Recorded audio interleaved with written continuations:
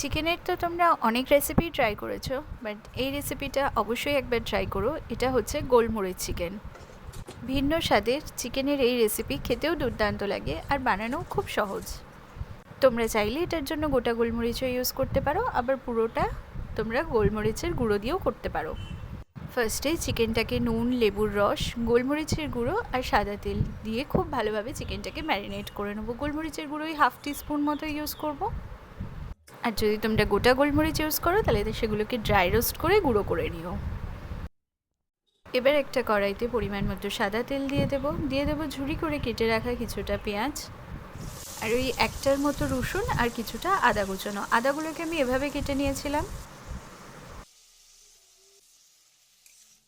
2-4 বার নেড়ে ছেড়ে নিয়ে আমরা এর মধ্যে অ্যাড করে দেবো কিছুটা কাজু বাদাম, দিয়ে আমরা এটা কিছুক্ষণ ফ্রাই করে নেব।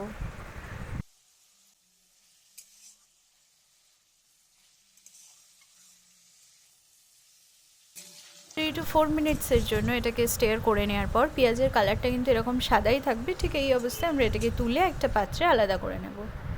এটা ঠান্ডা হতে থাকবে।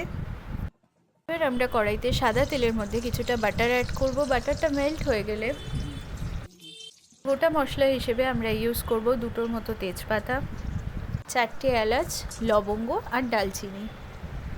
এটা 2-4 বার নেড়ে চেড়ে নিয়ে যখন গোটা মশলার একটা অ্যারোমা আসবে তখন আমরা এর মধ্যে অ্যাড করে দেবো ম্যারিনেট করে রাখা চিকেনগুলো।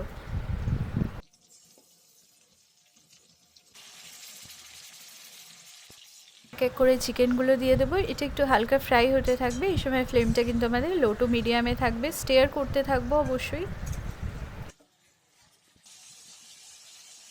এবার চিকেনটা এদিকে হতে থাকবে আর ততক্ষণে আমরা একটা মিক্সিং গ্রাইন্ডারে ওই ভেজে রাখা পেঁয়াজ, আদা, রসুন দিয়ে আর দিয়ে দেবো 1 কাপ মতো ফেটিয়ে রাখা টক দই। পেঁয়াজটা ঠান্ডা হলে তবেই কিন্তু এটাকে মিক্সিং জারে নিও। পেস্টের কনসিস্টেন্সিটা ঠিক এরকম থাকবে। আমি এখানে অ্যাডিশনাল কোনো জল ইউজ করব না। এবার ফ্লেমটা একদম লোতে রেখে আমরা কড়াইতে এই পেস্টটা অ্যাড করে দেবো। দই আছে যেহেতু কেটে যাওয়ার একটা চান্স থাকবে, তো সাবধানে পেস্টটাকে অ্যাড করতে হবে। পুরো পেস্টটা অ্যাড করে পুরোটাকে খুব ভালোভাবে মিক্সিং করে নিতে হবে।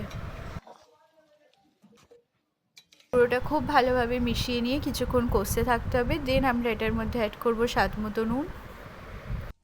দেন অ্যাড করে দেবো 1 টিস্পুন ধনে গুঁড়ো, 1 টিস্পুন জিরে গুঁড়ো আর 1/2 টিস্পুন চিনি। যেহেতু দই আছে তো চিনিটা এর টেস্টটাকে ব্যালেন্স করতে হেল্প করবে। দেন পুরোটা খুব ভালোভাবে মিশিয়ে নিয়ে কিছুক্ষণ কষতে থাকবো যতক্ষণ না মশলাটা থেকে তেল ছেড়ে আসছে।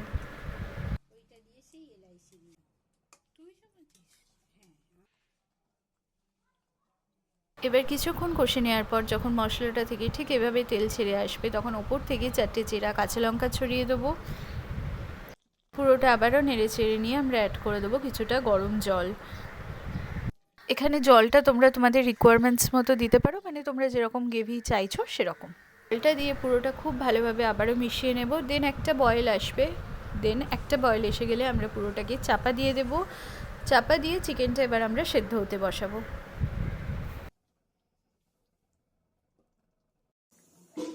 এবার চিকেনটা সেদ্ধ হয়ে যাওয়ার পর আমরা ঢাকা খুলে দেখো কালারটা কি সুন্দর এসছে। তো ওপর থেকে তেলও ছেড়ে দিয়েছে। এবার আমরা ফিনিশ করব ধনে পাতার নিচের দিকের যে পাতা ছাড়া ডাটির অংশটা থাকে সেইটা ছড়িয়ে দেবো কিছুটা কুচি করে রেখে। আর দেবো 1/2 টিস্পুন গোলমরিচ গুঁড়ো। পুরোটা খুব ভালোভাবে আবারও মিশিয়ে নেব। দেন গ্যাস অফ করে কিছুক্ষণ কভার করে রাখবো যাতে এর পুরো ফ্লেভারটা পুরোটাতে খুব ভালোভাবে মিশে যেতে পারে। তারপর এটাকে সার্ভ করে নাও। যে কোনো স্টিমড রাইস, পোলাও, বাসন্তী পোলাও এর সাথে তোমরা নিতে পারো, রুটি, রুমালি রুটি, পরাঠা, যে কোনো কিছুর সাথে জাস্ট অনবদ্য লাগে।